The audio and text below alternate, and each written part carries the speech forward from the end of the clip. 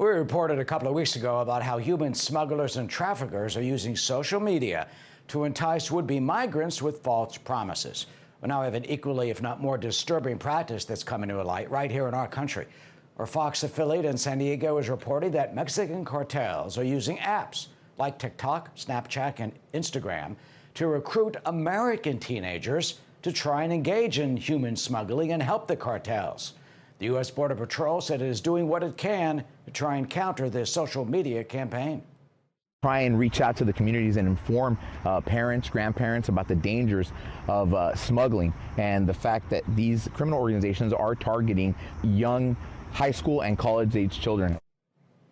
So, how do you stop the cartels from targeting your teen? Dan Hoffman's with us, former CIA station chief and Fox News contributor. So, Dan, what does it mean from an intelligence point of view when the cartels are, they're proficient, like ISIS, in using social media to attract supporters and indeed potentially help?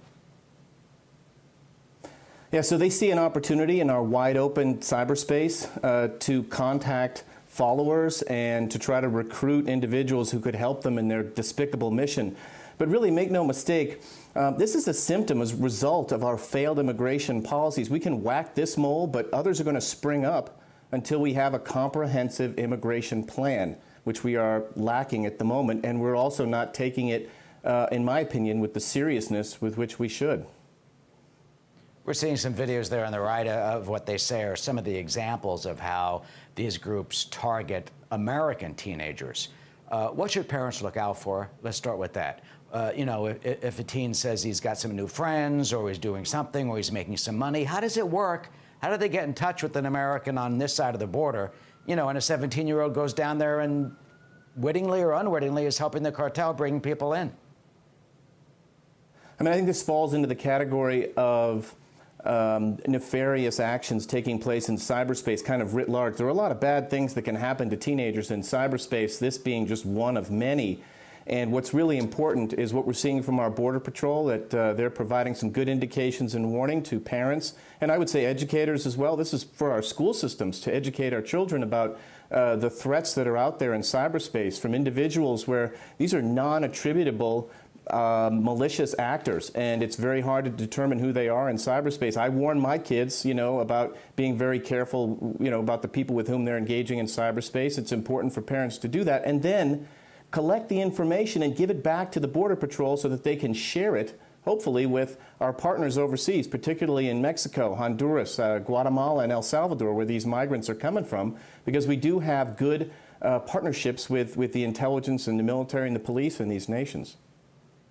As far as we know, have any American teenagers been charged in terms of these type of operations? Or, do they say to mom and dad, hey, I'm going to go down and help this and do that, and I'm going to do some charity work or something like that? And, can they be held responsible potentially in a court of law of abetting and helping a foreign terrorist organization? Yeah, apparently, if someone is caught being involved in this sort of a scheme, I mean, it's a felony, 10 years in jail potentially. Now, again, I think it's over to the teenagers and parents and educators to make sure that they take these indications and warnings seriously, as they should with other nefarious, malicious folks out in the internet, and then share it with local police department and with your Border Patrol. Especially, if you're in Texas, Governor Abbott's been ringing the alarm bell, talking about 170,000 have been apprehended as of March, and then they expect to have another 35,000 minors in custody by June. I mean, this is a crisis at the southern border, and it's something that we all need to pay attention to. The Congress needs to act with a little more alacrity, so does the Biden administration. You've served overseas. What is your sense of what we need to do, as you say, immigration reform, in order to try and stop this flow to the extent that it is going now, and deal with the root causes? The Biden administration is trying to do that right now down in Central America. Will that work, or do they have to do much more? The Biden administration, at least, has been talking about providing over $300 million in aid to those three nations I mentioned, Honduras, El Salvador, Guatemala.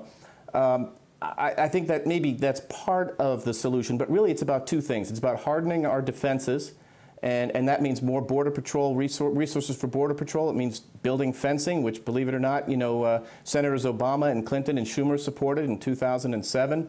And it also means working with our partners, as I mentioned, overseas, particularly in Mexico, but also in those other 3 nations where we can stem the flow of migrants. And I think it's up to the president to get up on the bully pulpit and make a speech about immigration, make a speech so that those would-be migrants understand what U.S. policy is. When the Biden administration's, their first action was to end the Mexico, hold in Mexico protocol, which the Trump administration had imposed in 2019, and that really delivered a message to the would-be migrants that it's kind of open season on coming to the United States. So the Biden administration needs to get their messaging right on this. Yeah, Guatemala, for example, has been cracking down on some of the migrants that arrive on their border, trying to prevent them.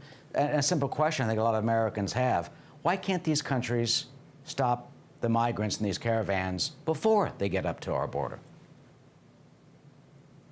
Right, that's part of, I think, what we need to be working on with these nations.